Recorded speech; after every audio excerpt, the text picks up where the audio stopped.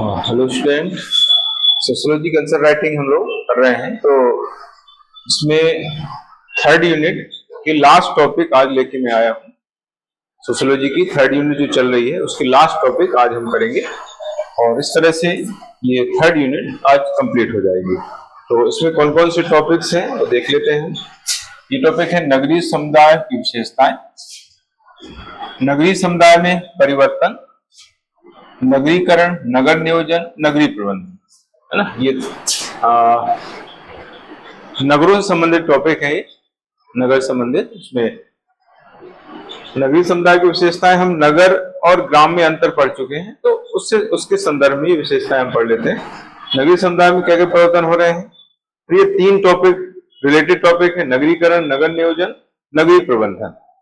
पिछली बार नगरीकरण से उत्पन्न समस्याएं जो है लॉन्ग क्वेश्चन में पूछी गई ना। यहां से जो है एक लॉन्ग क्वेश्चन आया है और एक 2 मार्कर आया है ना। नगरीकरण के कारण व्यक्ति के जीवन में क्या समस्याएं उत्पन्न होती हैं वो क्वेश्चन, लॉन्ग क्वेश्चन पूछा गया है। और मेगा सिटी के बारे में एक क्वेश्चन पूछा गया। यूएनओ के अनुसार मेगा सिटी के लिए कितनी जनसंख्या आवश्यक है और भारत के 3 बड़े शहरों का नाम लिखिए, ऐसा करके क्वेश्चन पिछली बार पूछा गया है। यानी कहने का मतलब यहाँ पर ये हुआ कि ये जो टॉपिक्स मैंने लिए हुए हैं यहाँ से एक 2 मार्कर और एक 10 मार्कर पूछा गया है। तो उसी संदर्भ में हम जो है यहाँ से क्वेश्चंस लेंगे और उनके क्या सही आंसर होंगे उस पर हम बात करेंगे। तो सबसे पहले हम इसके 2 मार्कर देख रहे हैं। 2 मार्कर में पहला 2 मार्कर है, भारत में नगर नियोजन की अवधारणा का जनक किसे माना जाता है। ये सिंपल सा क्वेश्चन है। तो भारत में नगर नियोजन की अवधारणा का जो जनक है वो सर पैट्रिक गैडिस को माना जाता है। सर पैट्रिक गैडिस ये ब्रिटेन के समाजशास्त्री थे और इन्होंने नगर नियोजन की अवधारणा को यहाँ पर विकसित किया। ये एक्चुअली सबसे पहले जो समाजशास्त्र भारत में स्टार्ट हुआ, उसको पढ़ाना स्टार्ट किया गया था, तो बॉम्बे यूनिवर्सिटी में समाजशास्त्र पढ़ाना स्टार्ट किया गया था। तो ये काम जो है पैट्रिक गैडिस के नेतृत्व में ही प्रारंभ हुआ था। पैट्रिक गैडिस जो है बॉम्बे यूनिवर्सिटी में जो स्थापित समाजशास्त्र था उसके पहले अध्यक्ष माने जाते हैं। ठीक है, तो ये है उनके बारे में। और भारत का सबसे पहला जो नियोजित शहर है वो है Chandigarh, planned city of India, वो है चंडीगढ़। तो ये 2-3 बातें हमें जो है इस क्वेश्चन में बतानी है। तो सबसे पहले हम लिखेंगे भारत में नगर नियोजन की अवधारणा की जनक। भारत में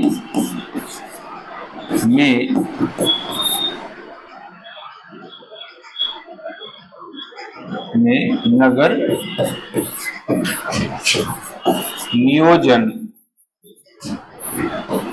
की अवधारणा के जनक ये हैं सर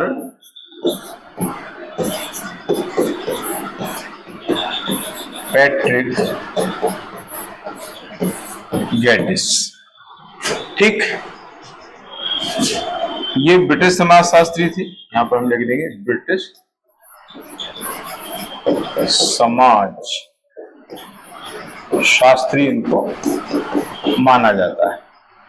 और एक यहाँ पर फैक्ट हम लिख सकते हैं, हालांकि उसकी जरूरत है नहीं, लेकिन फिर भी आप लिखना चाहें तो लिख सकते हैं।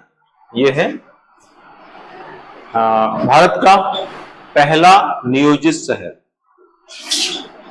भारत का पहला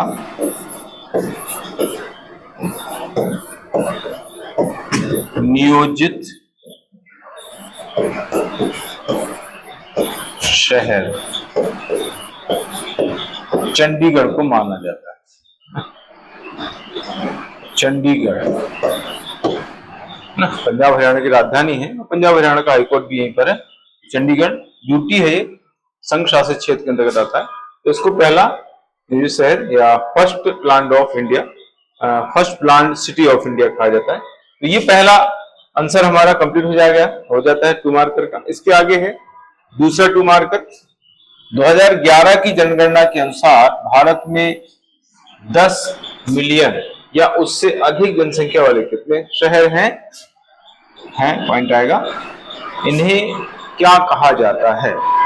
ऐसे शहरों को क्या नाम दिया जाता है? तो पिछले बार जो क्वेश्चन आया था 2 मार्कर, उसी से संबंधित मैंने ये क्वेश्चन दिया हुआ है। थोड़ा सा चेंज कर दिया है, लगभग वही है, थोड़ा सा उसकी वर्डिंग मैंने चेंज कर दी है क्योंकि ये इंपॉर्टेंट है, यहां से क्वेश्चन आगे भी बन सकते हैं।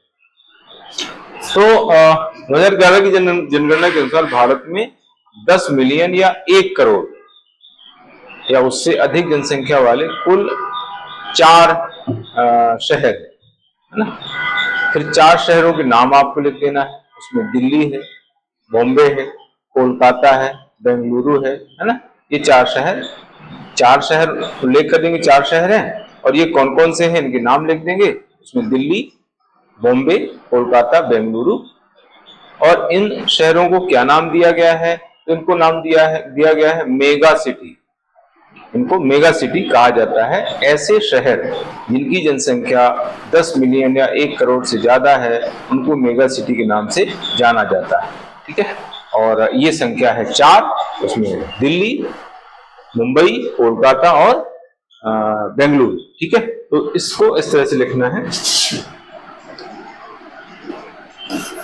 भारत में 10 मिलियन या उसको हम कह देंगे 1 करोड़ या उससे अधिक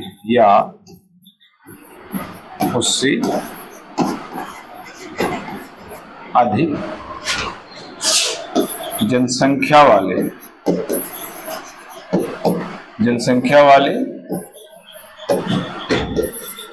शहरों की कुल संख्या 4। ठीक है, फिर इनके नाम लिख देंगे हम। इसमें दिल्ली, मुंबई,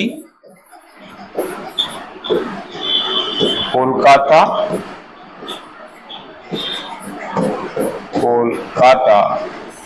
और अगला है बेंगलुरु। दिल्ली की अगर जनसंख्या है लगभग तो 3 करोड़, मुंबई की है 2 करोड़, है ना, लगभग है, राउंड फिगर बता रहा हूं। इसकी 1.5 करोड़ लगभग, और बेंगलुरु की है 1 करोड़, है ना। तो ये जनसंख्या हमने लिख दी, अगर आपको याद आए तो लिख सकते हैं। और ऐसे शहरों को मेगा सिटी कहा जाता है। ऐसे शहर कहलाते हैं मेगा सिटी या मेगा शहर। बस ये हमारा आंसर कंप्लीट हो जाता है, दूसरा 2 मार्कर। इसके बाद तीसरा 2 मार्कर है हुडको का संबंध किससे। हुडको का संबंध किससे है? तो पहले आपको हुडको का फुल फॉर्म बताना है। हुडको यानी housing and urban development corporation. Housing and urban development corporation, इसको कहते हैं आवास एवं शहरी विकास निगम। आवास एवं शहरी विकास निगम, इसकी स्थापना 1970 में हुई, 1970 में हुई। इसका मुख्यालय नई दिल्ली में है। इसका उद्देश्य है शहरों में आवास के विकास के लिए तकनीकी तथा वित्तीय सहायता प्रदान करना, यह है इसका उद्देश्य। तो इसको इस तरह से हम लिखेंगे।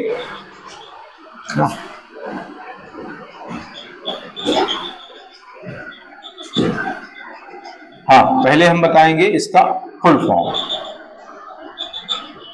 इसको कहते हैं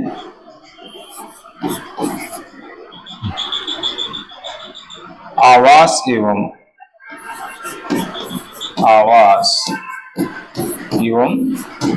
शहरी विकास निगम,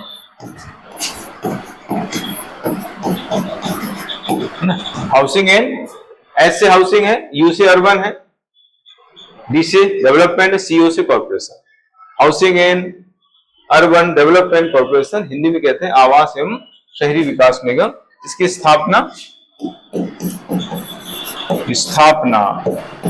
1970 में हुई। मुख्यालय इसका है नई दिल्ली।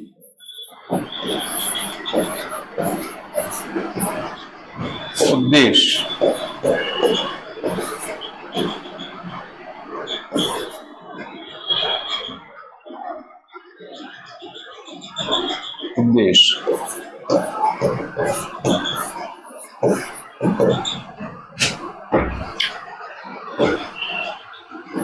शहरी क्षेत्र में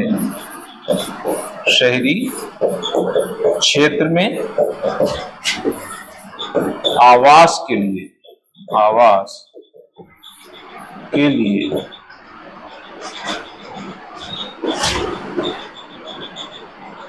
ऋण तथा तकनीकी सहायता उपलब्ध कराना, ऋण तथा तकनीकी सहायता उपलब्ध कराना। ठीक है, तो ये है इसका उद्देश्य। तो ये तीसरा क्वेश्चन 2 मार्कर का हमारा पूरा हो जाता है। इसके बाद आता है चौथा क्वेश्चन, अमृत योजना। अमृत योजना 2.0 ये है अगला क्वेश्चन। अमृत योजना 2.0 को समझाइए। अमृत योजना का दूसरा चरण ये स्टार्ट हुआ है 2021 में, है ना। इसकी स्टार्टिंग हुई अमृत योजना 2.0 की, ये 1 अक्टूबर 2021 से हुई है।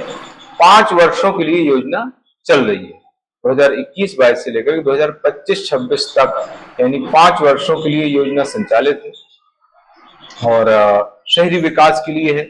लेकिन अमृत योजना 2.0 जो है शहरी क्षेत्र में जल संरक्षण के लिए, जल संरक्षण तथा जल प्रबंधन से संबंधित ये योजना है ना। जल का समान वितरण, अवशिष्ट जल का पुनर्उपयोग, है ना, इसके लिए सर्वेक्षण करना है, जल संरक्षण के लिए लोगों में जागरूकता पैदा करना है।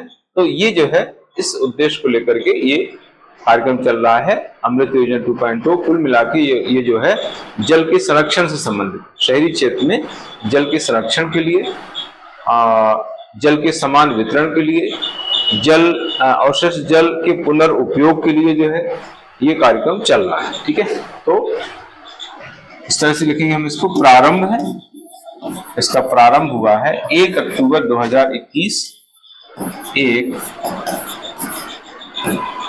अक्टूबर 2021। ठीक है, अवधि है इसकी 5 वर्ष, अवधि 5 वर्ष 2021-22 से 2025-26। उद्देश्य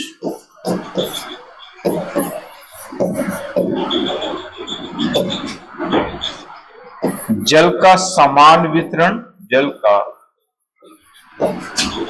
जल के लिख दें, जल के समान वितरण, जल के समान वितरण, जल के समान वितरण तथा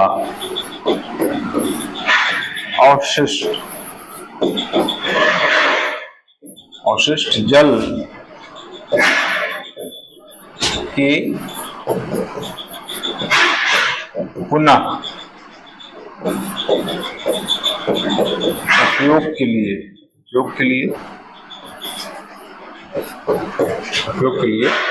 जल सर्वेक्षण करना।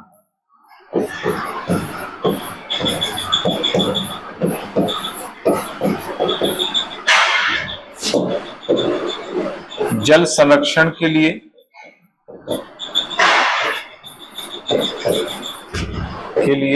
जन जागरूकता पैदा करना, के लिए जन जागरूकता पैदा करना। ठीक है, तो इस तरीके से ये है चारों 2 मार्कर, ये आंसर कंप्लीट हो जाते हैं। इसके बाद 7 मार्कर्स।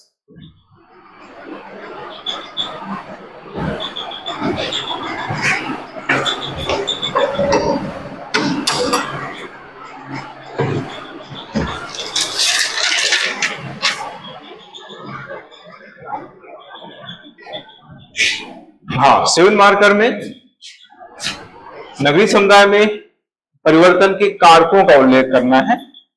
क्वेश्चन है, नगरीय समुदाय के परिवर्तन के कारकों का उल्लेख कीजिए, है ना।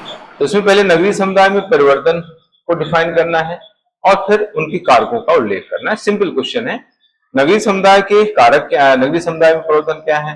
नगरीय समुदाय में परिवर्तन से आशय नगरीय क्षेत्र में निवासरत लोगों के सामाजिक, आर्थिक, सांस्कृतिक एवं राजनीतिक जीवन में व्यापक बदलाव से है। नगरीय समुदाय में परिवर्तन से आशय नगरीय क्षेत्र में निवासरत लोगों के सामाजिक, आर्थिक, राजनीतिक एवं सांस्कृतिक जीवन में व्यापक बदलाव से है। ये जो है इसका हमें अर्थ बताना है इस तरह से। फिर इसके कारक क्या हैं, ना, नगरीय क्षेत्र में क्यों परिवर्तन हो रहे हैं? बहुत सिंपल सी चीजें हैं। परिवर्तन क्यों हो रहे हैं? यातायात तथा संचार के साधनों में तीव्र विकास हो रहा है, औद्योगिकरण है, नगरीकरण है, पश्चिमीकरण है, नगर नियोजन, नगरों के विकास के लिए प्लानिंग है, मास्टर प्लान है, नगरीय प्रबंधन है, अत्याधुनिक तकनीक का प्रचलन है, उसका उपयोग है, और इसके अलावा जनता की जागरूकता है, प्रशासनिक दक्षता है, प्रशासनिक द्वारा अपने दायित्वों का सही ढंग से निर्वहन है। ठीक है, तो ये सारे पॉइंट हम यहाँ पर बता सकते हैं, है ना, परिवर्तन के कारकों में। ठीक है, तो हमें पहले स्टार्ट बताना है नगरीय समुदाय में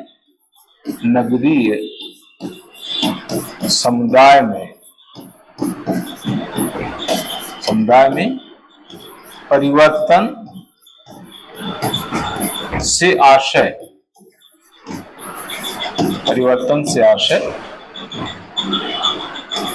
नगरों में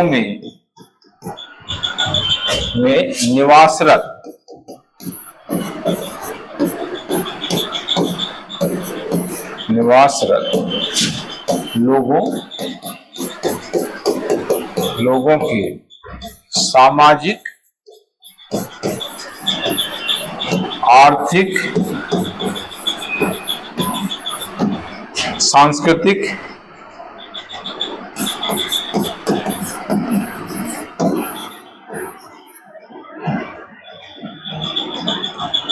सांस्कृतिक एवं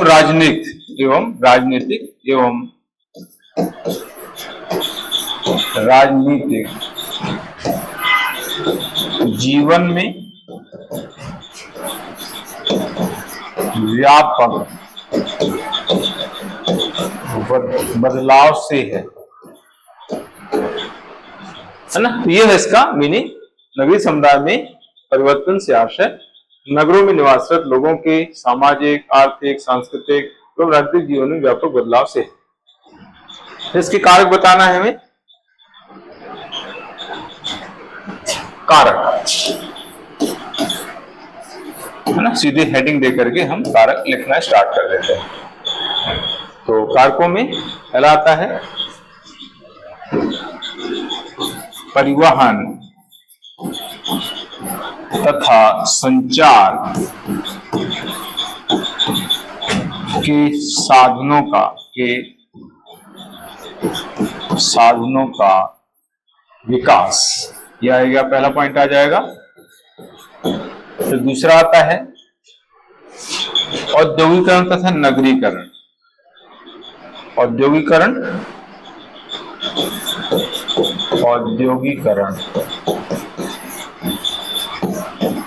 तथा नगरीकरण औद्योगिकरण की वजह से उद्योग स्थापित हुए, इससे लोगों को रोजगार मिला, रोजगार मिलने से उनके जीवन में जो है बदलाव आया, जीवन स्तर उनका अच्छा हो गया, रहन सहन अच्छा हो गया, क्योंकि इनकम बढ़ गई। ठीक है, नगरीकरण की वजह से नगरों का विकास हुआ, नगरों में आधुनिक सुविधाएं उपलब्ध कराई गई, इससे भी जो है उनका जीवन अच्छा हो गया। पश्चिमीकरण, पश्चिमीकरण का मतलब पश्चिमी सभ्यता को अपनाना, पश्चिमी सभ्यता के तौर तरीकों को अपनाना, रीति रिवाजों को अपनाना, खान पान, रहन सहन, उसको अपना रहे हैं नगरीय समुदाय, है ना। पश्चिमी सभ्यता में जैसे बर्थडे मनाना है ना, तो बर्थडे जो है पश्चिमी वेस्टर्न कल्चर है। वैलेंटाइन डे मनाना है ना। आजकल जो है भोजन पहले बैठ के करते थे, आजकल खड़े खड़े लोग करते हैं। किचन में जो है लोग पहले जूते चप्पल पहन के नहीं जाते थे, किचन में जूते चप्पल पहन के जाने लगे। तो ये सारी चीजें पश्चिमीकरण के अंतर्गत आती है। आगे है नगर नियोजन, नगर प्रबंधन, नगर नियोजन तथा नगरीय कर लो या नगर, ठीक है, नगरीय प्रबंधन, है ना। नगर नियोजन के द्वारा जो है नगरीय विकास के लिए प्लानिंग की जाती है, नगरीय प्रबंधन के अंतर्गत उसका क्रियान्वयन किया जाता है ना। तो दोनों संबंधित ना। नगरीकरण के माध्यम से नगरों का विकास होता है और जनसंख्या वहां पर रहने लग जाती है। जनसंख्या को सुविधाएं उपलब्ध कराने के लिए, व्यवस्थित तरीके से नगरों का विकास करने के लिए नगर नियोजन अपनाया जाता है और योजनाएं बनाई जाती हैं। उनका प्रभावी क्रियान्वयन नगरीय प्रबंधन के माध्यम से किया जाता है ना। तो पहले नगरीकरण होता है, नगर नियोजन और फिर नगरीय प्रबंधन, ऐसा इनका सीक्वेंस है। ठीक है, तो ये हो गया यहां तक। अत्याधुनिक तकनीक का प्रचलन, 5वां पॉइंट आ जाएगा। अत्याधुनिक तकनीक का प्रचलन, ठीक है।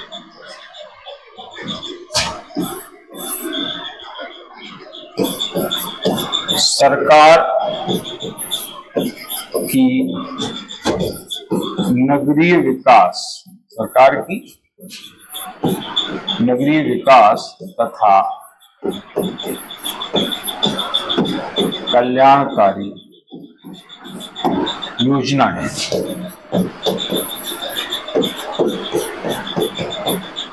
ठीक है,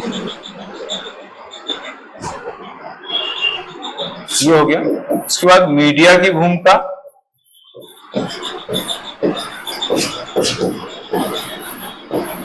बदलाव लाने में मीडिया की भूमिका है। मीडिया, सोशल मीडिया इसको हम कह सकते हैं,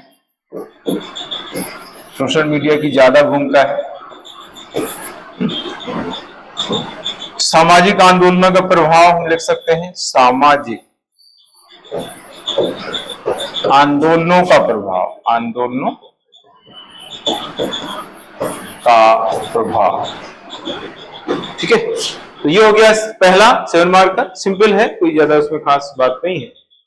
और इसी तरह का एक क्वेश्चन और है, भारत में नगरीकरण के कारणों को स्पष्ट कीजिए। नगरीय समुदाय के कारक और नगरीकरण के कारक दोनों में काफी सिमिलरिटी, मिलते जुलते कारक रहेंगे, कुछ पॉइंट जो है सिमिलर रहेंगे, कुछ अलग रहेंगे। ठीक है, तो पहले हमें इसमें नगरीकरण के बारे में बताना पड़ेगा। नगरीकरण मतलब क्या है? नगरों का विकास, नगरों का भौतिक विकास और नगरीय जीवन शैली को अपनाना, है ना। 2 तरह का नगरीकरण होता है, दो चीजें होती है नगरीकरण में। एक तो नगरीकरण में नगरों का विकास होता है और लोगों द्वारा नगरीय जीवन शैली को अपनाना होता है ना। तो दोहरा विकास है, 2 तरीके से होता है ना। ग्रामीण जनजीवन द्वारा नगरीय मूल्यों को अपनाना नगरीकरण कहलाता है ना। ये समाज शास्त्रीय दृष्टिकोण से, समाज शास्त्रीय दृष्टिकोण से नगरीकरण से आशय ग्रामीण जनजीवन द्वारा नगरीय मूल्यों को अपनाना। तो इस तरह से हमें छोटा मीनिंग यहाँ पर लिखना है, वैसे तो बहुत बड़ा मीनिंग है। और नगरीकरण जब लॉन्ग क्वेश्चन में आता है, पिछली बार आया है, तो उसमें जो है व्यापक उसका अर्थ लिखना होता है। और जब हम शॉर्ट उसका लिखना होते हैं, 7 मार्क्स का लिखना होते हैं, लिख रहे होते हैं, तो उसमें हमें शॉर्ट ही उसका मीनिंग बताना होता है। और पिछली बार चूंकि नगरीकरण का लॉन्ग आ गया है, तो इस बार नगरीकरण का शॉर्ट क्वेश्चन आने की ज्यादा संभावना है। हालांकि लॉन्ग भी आ सकता है, ऐसा कह नहीं सकते, लेकिन संभावना जो है इसकी शॉर्ट आने की है, उस हिसाब से मैंने इसका क्वेश्चन दिया हुआ है। ठीक है, तो नगरीकरण क्या है? नगरीकरण में बताइए, समाजशास्त्रीय दृष्टिकोण से नगरीकरण से आशय ग्रामीण जनजीवन का नगरीय मूल्यों को अपनाना, है ना। तो ग्रामीण जनजीवन नगरीय मूल्यों को अपना लेता है तो उसको हम नगरीकरण बोल देते हैं। इसके क्या कारण है नगरीकरण के? तो उसमें वही 2-3 कारण तो वही है जो हमने नगरीय समुदाय के कारक में पढ़े, परिवर्तन के कारक में पढ़े हैं, जैसे यातायात तथा संचार साधनों में तीव्र वृद्धि, औद्योगिकरण है, अत्याधुनिक तकनीक का प्रयोग है ना, ऊर्जा संसाधनों की उपलब्धता तथा उनका उपयोग है ना, गांव से शहरों की ओर लोगों का पलायन है, शहरी जीवन का आकर्षण है ना, शहरों में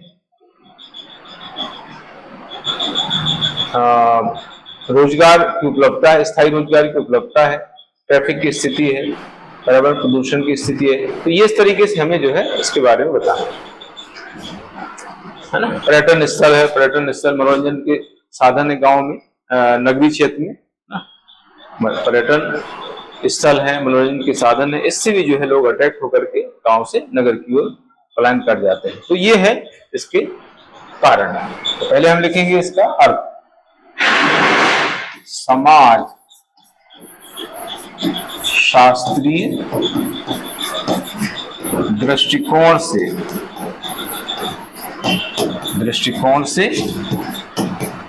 नगरीकरण से आशय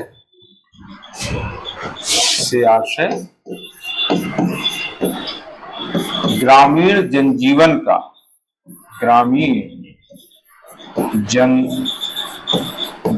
का नगरीय मूल्यों को या शहरी मूल्यों को अपनाना, जीवन का नगरीय मूल्यों को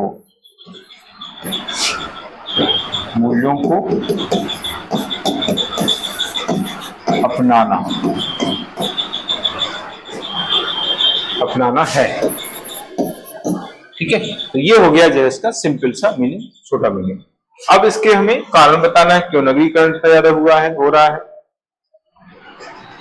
तो पहला पॉइंट वही है, कारण लिख करके हम सीधे पॉइंट लिखना स्टार्ट कर देते हैं, कुछ फॉर्मेलिटी हमें अदा नहीं करनी पड़ती है।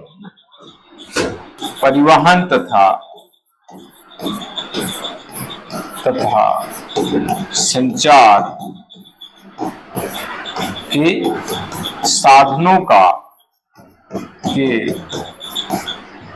का तीव्र विकास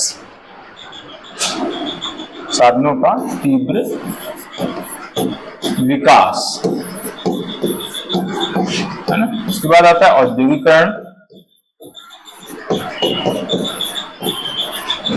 औद्योगिकरण की प्रक्रिया,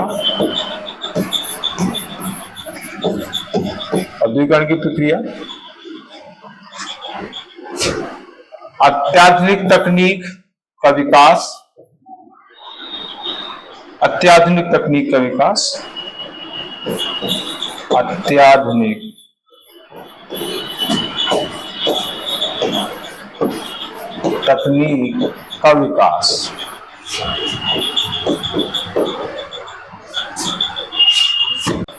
चौथा है ऊर्जा संसाधनों की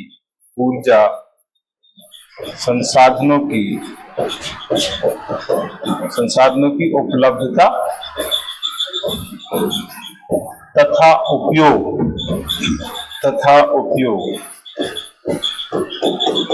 ना, ये चौथा पॉइंट हो गया।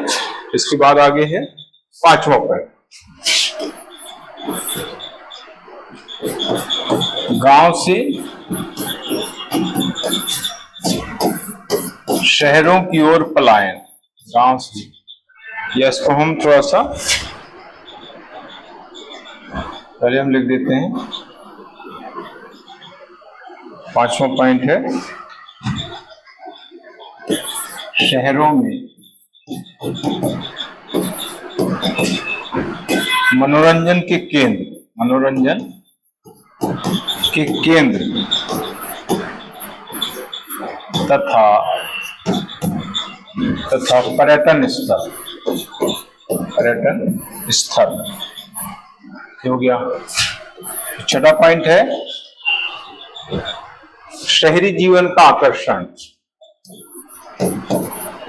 शहरी जीवन का आकर्षण। एक पॉइंट हम लिख सकते हैं कि शहरी क्षेत्र में स्थायी रोजगार की संभावना, शहरी क्षेत्र में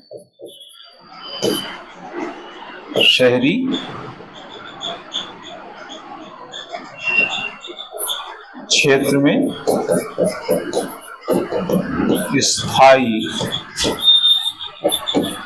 रोजगार की संभावना। और लास्ट पॉइंट एक और हम इसमें लिख सकते हैं, गांव से शहर की ओर पलायन।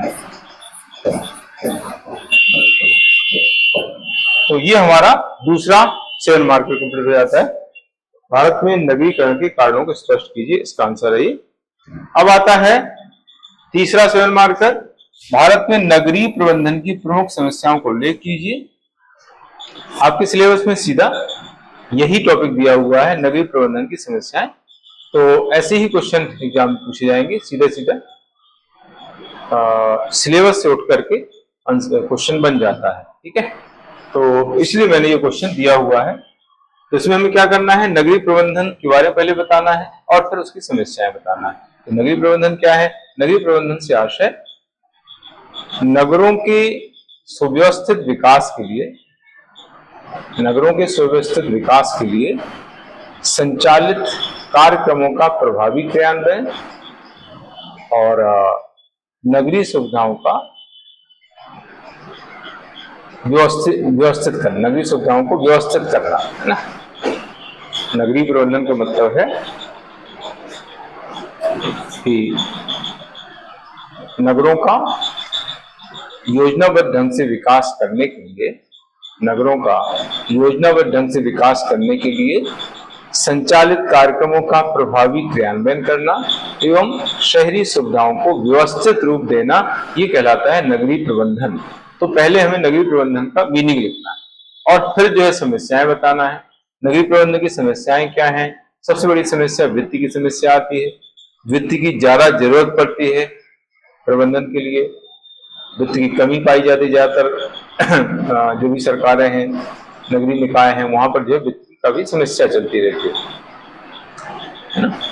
तो वित्त की समस्या है, कुशल मानव संसाधन का अभाव है, जनता में जागरूकता का अभाव है, दक्ष प्रशासनिक अमले का अभाव है, पर्यावरण प्रदूषण है, ट्रैफिक की समस्या है ना, ऊर्जा संकट है, जल संकट है, जनसंख्या में तीव्र वृद्धि, नगरीय जनसंख्या में तीव्र वृद्धि है, गांव से शहरों के लोगों का पलायन है। ये सारी जो है नगरीय प्रबंधन की समस्याएं कही जाती हैं, ठीक है।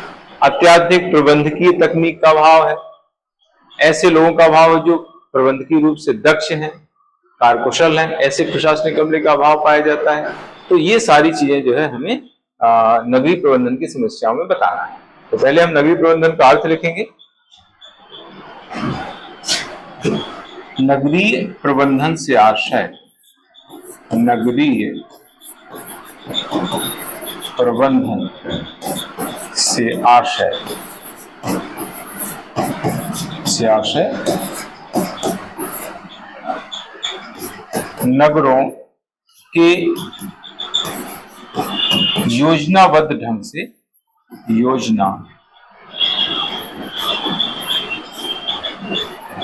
क्रमबद्ध ढंग से विकास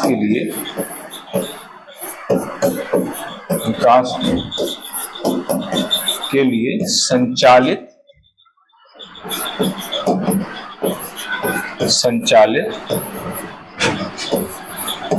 कार्यक्रमों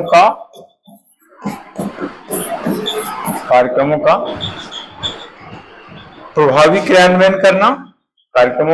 प्रभावी क्रियान्वयन करना तथा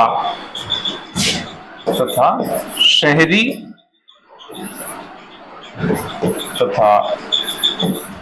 सुविधाओं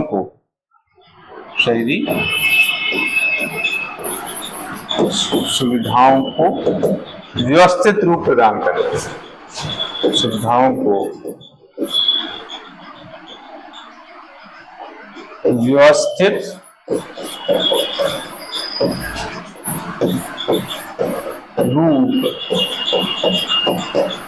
प्रदान करना।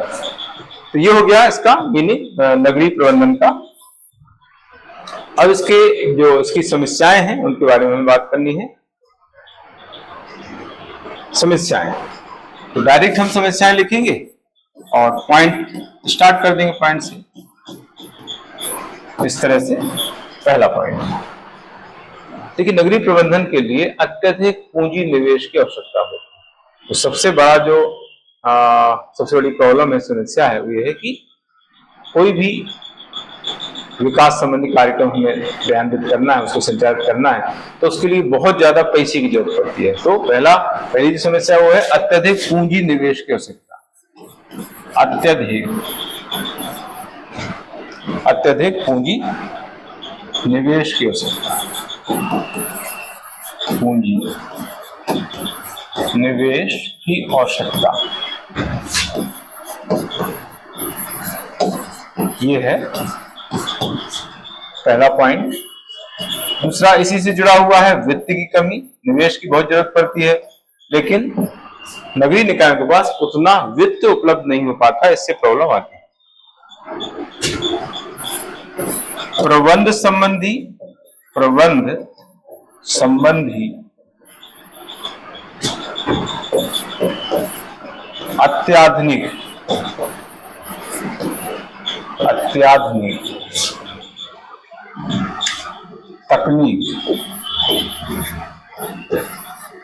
तकनीक की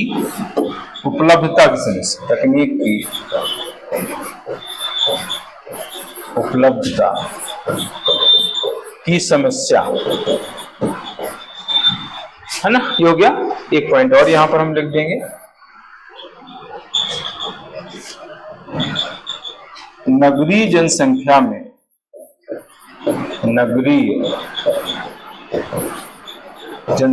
में तीव्र वृद्धि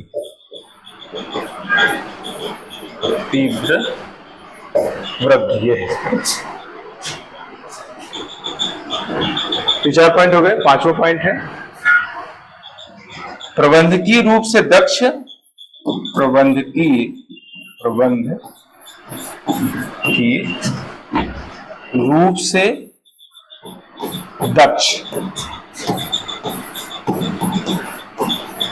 तथा कार्यकुशल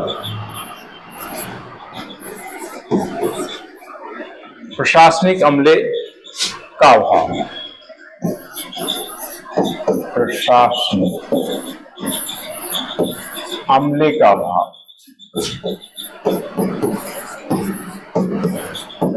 ये है 5वां पॉइंट। 6वां पॉइंट है गंदी बस्तियों का विकास।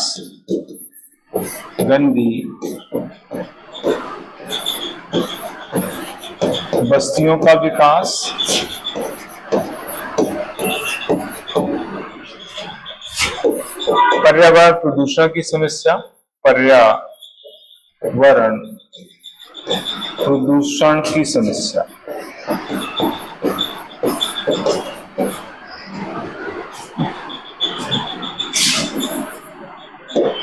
अत्यधिक ट्रैफिक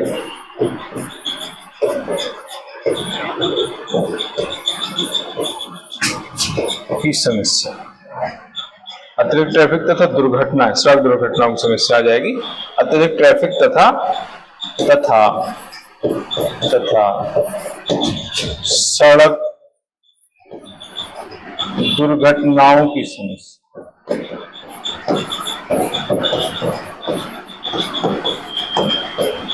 ये ठीक, इस तरीके से 8 पॉइंट इसमें मैंने बता दिए हैं। एक्स्ट्रा पॉइंट है 7 पॉइंट आपको लिखना है। अब लास्ट क्वेश्चन हम बात करेंगे, लास्ट क्वेश्चन से संबंधित बात ये है लॉन्ग क्वेश्चन 10 मार्कर 3.1, और ये है नगर नियोजन की अवधारणा क्या है, इसको प्रभावित करने वाली कारकों को स्पष्ट कीजिए। यही आपके सिलेबस में दिया हुआ है, अवधारणा दी हुई है और इसको प्रभावित करने वाले कारक। तो यहां से जो है ये जो एग्जाम आने वाली है 2026 की, इसमें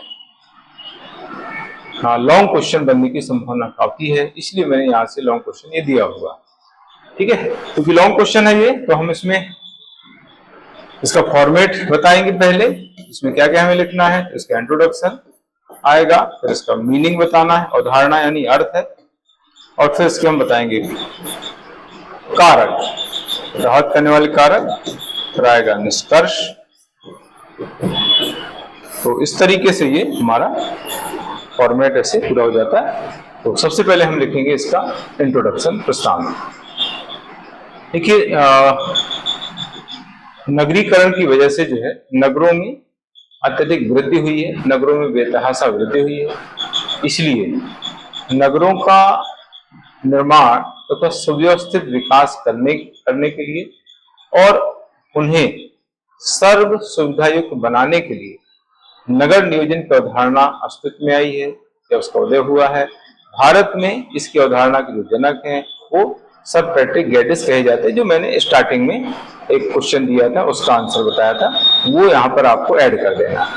ठीक है, नगरीकरण के परिणाम स्वरूप भारत में नगरों में बेतहाशा वृद्धि हुई है, इसलिए नगरों के निर्माण तथा सुव्यवस्थित विकास के लिए, योजनाबद्ध विकास के लिए और उन्हें सर्व सुविधायुक्त बनाने के लिए नगर नियोजन की अवधारणा अस्तित्व में आई है, और इसके जनक, अवधारणा के जनक सर पैट्रिक गैटिस कहे जाते हैं। तो ये पहला पैरा ऐसे आपको बताना।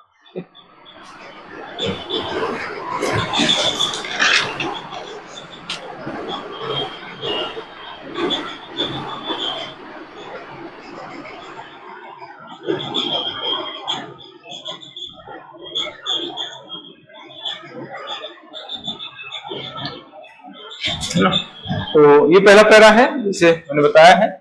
कैसे लिखेंगे इसको, भारत में नगरीकरण के परिणाम स्वरूप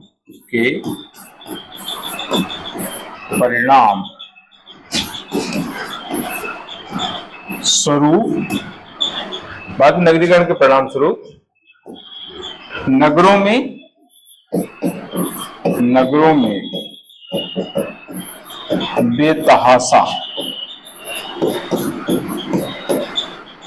बेतहाशा मतलब अत्यधिक बेतहाशा वृद्धि हुई है,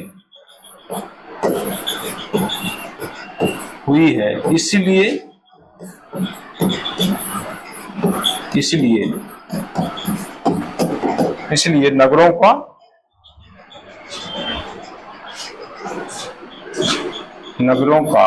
योजनाबद्ध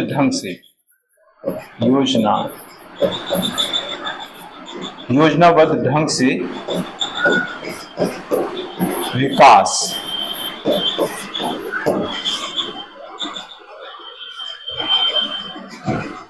सुनिश्चित करने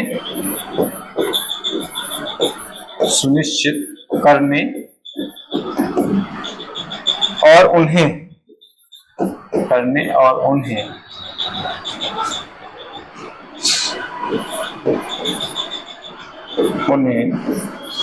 सर्व सुविधा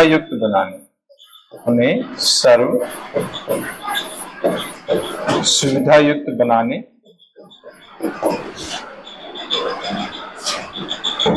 के लिए नगर नियोजन की अवधारणा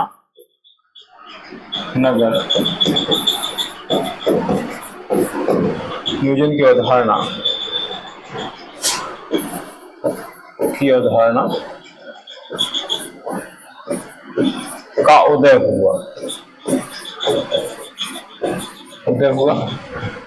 भारत में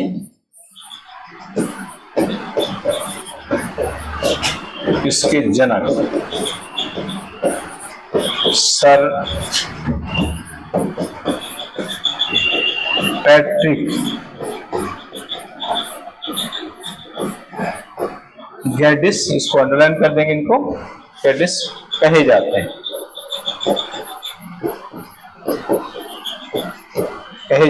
तो ये इस तरीके से पूरा हमारा पहला पैरा इंट्रोडक्शन का कंप्लीट हो जाता है। फिर इसके बाद अर्थ बताना है। अर्थ क्या है? नगर नियोजन क्या है? नगरों का योजनाबद्ध ढंग से विकास करना, उनको सभी सुविधाओं से युक्त बनाने, उनका सौंदर्यीकरण करने के लिए योजनाओं का निर्माण करना नगर नियोजन कहलाता है। नगर नियोजन से आशय नगरों का अत्याधुनिक तरीके से, योजनाबद्ध तरीके से विकास करने, वहां पर सभी सुविधाएं मुहैया कराने, उनका सौंदर्यीकरण करने के लिए, यानी सुंदरता बढ़ाने के लिए योजनाओं का निर्माण करना नगर नियोजन कहलाता है। इनका प्रभावी क्रियान्वयन करना नगरीय प्रबंधन है। नगरीय प्रबंधन उसके बाद की प्रक्रिया है।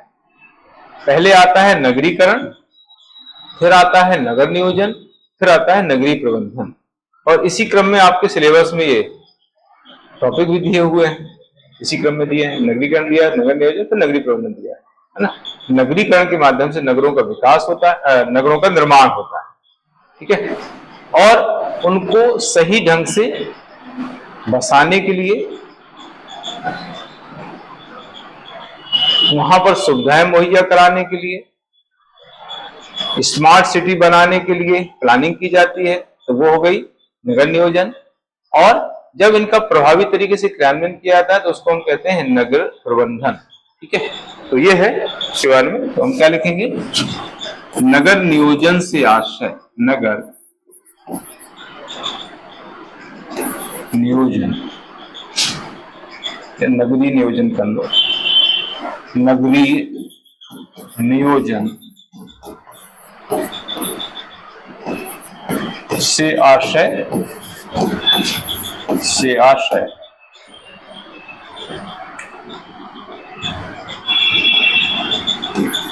नगरों का योजनाबद्ध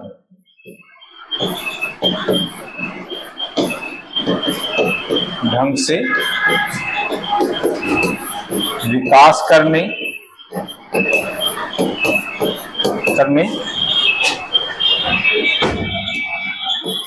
उन्हें सभी सुविधाओं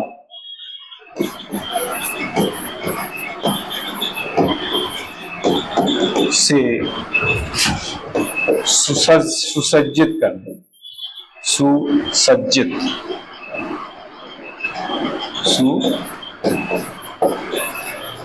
सज्जित करने तथा उनका सौंदर्यीकरण करने,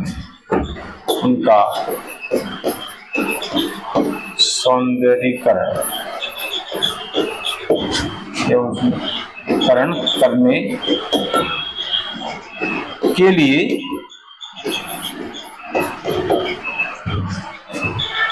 लिए योजनाओं का निर्माण करना है, योजनाओं का निर्माण करना है ना।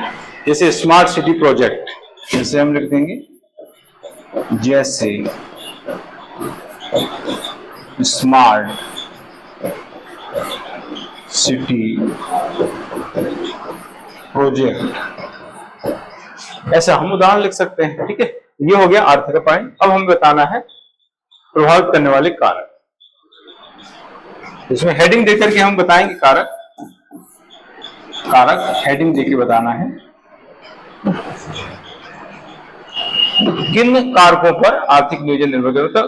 आर्थिक नियोजन सही ढंग से संपादित हो, इसलिए क्या क्या तत्व उसके लिए जरूरी है, या किन तत्वों पर, किन कारकों पर आर्थिक नियोजन सही ढंग से संपादित हो सकता है, तो वो हमें यहाँ पर बताना है। इसके बाद पहले आता है आर्थिक परिस्थितियां। सबसे पहले तो पैसा है, धन है, दाम करे सब काम, बिना दाम की कुछ भी नहीं है। ठीक है, तो सबसे पहले आता है आर्थिक परिस्थितियां।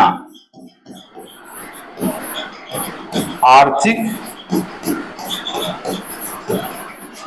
ये हेडिंग है, इनको थोड़ा थोड़ा डिस्क्राइब आप लोगों को करना पड़ेगा। आर्थिक परिस्थितियां मतलब आय के सोर्स, है ना। इसमें हम क्या लिखेंगे, आय के सोर्स, आय के स्रोत। इसमें बताना है कि उस नगर के आय के स्रोत कैसे हैं, क्योंकि पैसे के बिना कुछ भी नहीं होता है। पैसे अगर है, उस हिसाब से प्लानिंग की जाती है, उस हिसाब से जो है लोगों को सुविधाएं मुहैया कराई जाती है, नगरी जो लोग हैं, है ना। तो सबसे पहले आती है आर्थिक परिस्थितियां। इसके बाद आता है तकनीकी प्रगति। नगर में तकनीकी प्रगति कैसी है, टेक्नोलॉजी की स्थिति क्या है, क्योंकि टेक्नोलॉजी की बहुत आजकल जरूरत है। तकनीकी प्रगति अगर प्रॉपर है, नगर में अत्याधुनिक तकनीक का उपयोग हो रहा है, तो जो है नियोजन अच्छा होगा, विकास अच्छा होगा, है ना। तकनीकी प्रगति का पॉइंट आता है। फिर जनसंख्या की स्थिति आती है, जनसंख्या कैसी है, बहुत ज्यादा जनसंख्या है तो हिसाब से प्लानिंग करना पड़ेगी। जनसंख्या की स्थिति, है ना, जनसंख्या की स्थिति को देखते हुए प्लानिंग की जाती है। ज्यादा जनसंख्या है तो प्लानिंग वैसी की जाएगी, जनसंख्या कम है तो हिसाब से प्लानिंग की जाएगी। इसके बाद प्राकृतिक संसाधनों की उपलब्धता, प्राकृतिक संसाधनों की उपलब्धता, संसाधनों की उपलब्धता। प्राकृतिक संसाधन कैसे हैं वहां पर नगर में, है ना। ऊर्जा संसाधन, जल संसाधन, है ना, इनकी उपलब्धता के, खनिज संसाधन, इनकी उपलब्धता कैसे है, उस हिसाब से जो है प्लानिंग की जाती है और विकास को बढ़ावा दिया जाता है। इसके बाद आता है कुशल मानव संसाधन।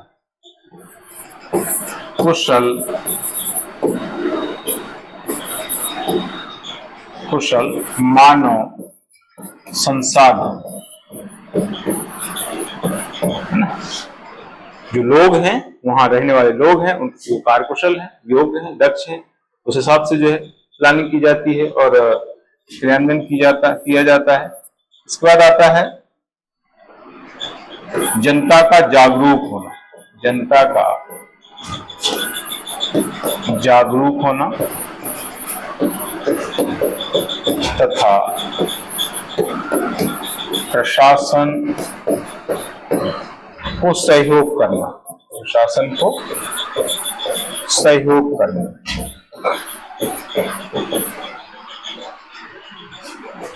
फिर आता है प्रशासन का प्रशासन की दक्षता तथा कार्यकुशलता, पॉइंट है अपना 7वां पॉइंट है प्रशासन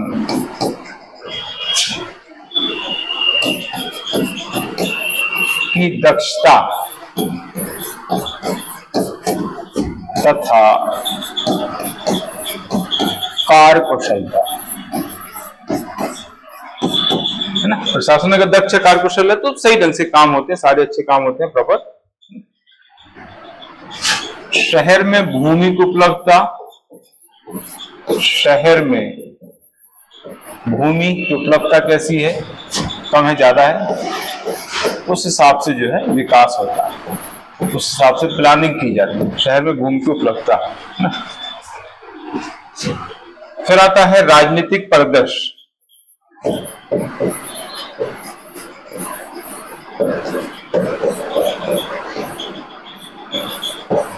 राजनीतिक परिदृश्य का मतलब क्या है, स्टेट में किस दल की सरकार है और उस नगर में महापौर किस दल का है, किस दल की ज्यादा पार्षद है, उस हिसाब से जो है प्लानिंग होती है और विकास होता है। अगर सेम दल के लोग हैं, सेम दल के राजनीतिज्ञ हैं, तो प्लानिंग अच्छे से हो सकती है, अच्छा फंड मिलता है, आर्थिक सहायता ज्यादा मिलती है अगर सेम दल की सरकारें हैं, सेम दल के राजनीतिज्ञ हैं, है ना। अभी जैसे एमपी की बात करें तो मध्य प्रदेश में भारतीय जनता पार्टी की सरकार है और इंदौर में महापौर भी बीजेपी का ही है, ज्यादा पार्षद बीजेपी की हैं। तो ऐसी स्थिति में जो है ज्यादा फंड मिलता है राज्य सरकार से और उस हिसाब से प्लानिंग होती है और विकास अच्छा होता है। ये है राजनीतिक परिदृश्य, है ना। पर्यावरण प्रदूषण की स्थिति,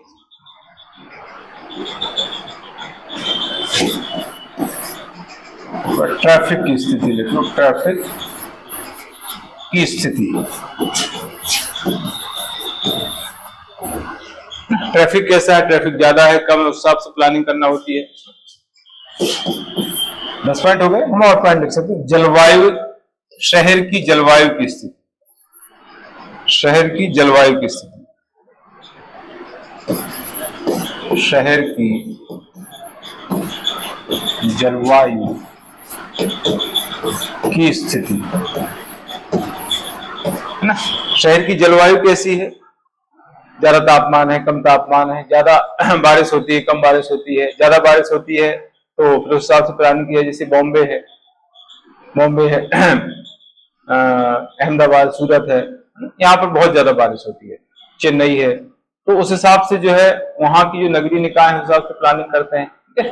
तो जलवायु की स्थिति भी काफी हद तक उसको प्रभावित करती है। इसके बाद पर्यावरण प्रदूषण की स्थिति, पर्यावरण प्रदूषण की स्थिति। शहर में पर्यावरण प्रदूषण ज्यादा है कम है, ज्यादा है तो उस हिसाब से प्लानिंग करनी पड़ेगी, कम है तो अलग तरीके से प्लानिंग करनी पड़ेगी। तो पर्यावरण प्रदूषण के हिसाब से जो है प्लानिंग नगरीय निकायों द्वारा की जाती है नगर के विकास के लिए। तो ये इस तरह से यहां तक ये पॉइंट पूरे हो जाते हैं। इसके बाद लास्ट पैरा हम कंक्लूजन का लिखते हैं। इस प्रकार उपरोक्त कारकों के माध्यम से जो है शहर के विकास के लिए नगर नियोजन की प्रक्रिया संपन्न होती है। इससे जो है नगरों का समग्र विकास होता है। फिर हम यहाँ पर जो है इंदौर नगर निगम का उल्लेख कर सकते, इंदौर का उल्लेख कर सकते हैं। प्रभावी नगर नियोजन के जरिए ही जो है इंदौर, मध्य प्रदेश का इंदौर शहर लगातार 8वीं बार जो है देश में स्वच्छता में प्रथम स्थान आया है। तो इस तरीके से जो है हम उसको इंदौर का उल्लेख कर सकते हैं, तो ज्यादा प्रभावी हमारा कंक्लूजन हो जाएगा, ठीक है। तो हम कैसे लिखेंगे, उपरोक्त कारकों के माध्यम से, उपरोक्त कारकों के माध्यम से शहर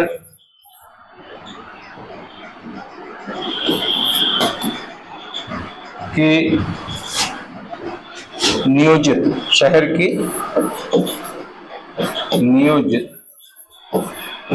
विकास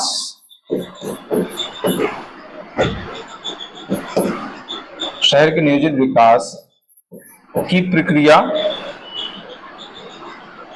विकास की प्रक्रिया संपन्न होती है, की प्रक्रिया संपन्न होती है। इसी आधार पर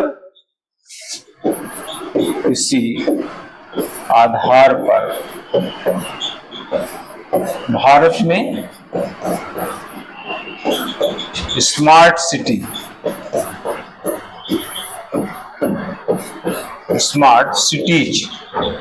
का विकास हो रहा है। इसी आधार पर भारत में स्मार्ट सिटीज का विकास हो रहा है। प्रभावी नगर नियोजन अगर आप नगरीय प्रबंधन आए तो उसमें भी आप इसको ऐड कर सकते हैं, प्रभावी नगरीय प्रबंधन ऐसा करके लिख सकते हैं ना, प्रभावी नगर नियोजन, प्रभावी नगरीय प्रबंधन के जरिए ही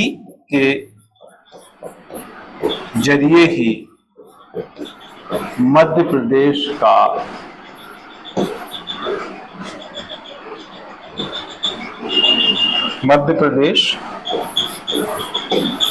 का इंदौर शहर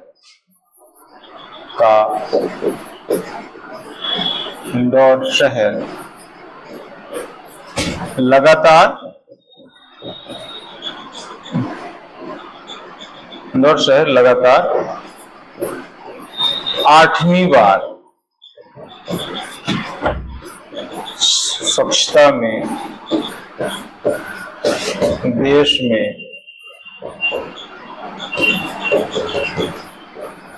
प्रथम स्थान पर रहा है।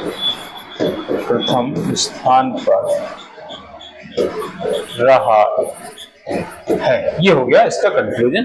तो हमने जो है स्मार्ट सिटीज का भी उल्लेख कर दिया और हमने इंदौर का भी उल्लेख कर दिया, स्वच्छता के मामले में नंबर 1 लगातार 8वीं बार रहा है। तो ये हमारा आंसर पूरा हो जाता है और इसके साथ ही आज का सेशन पूरा हो गया और सोशियोलॉजी की 3rd यूनिट भी कंप्लीट हो जाती है आंसर राइटिंग क्लास के लिए। अब मैं आगे नेक्स्ट सब्जेक्ट लेने वाला हूं उद्यमता प्रबंधन, उसकी 2nd यूनिट में आगे अगली क्लास में कराऊंगा।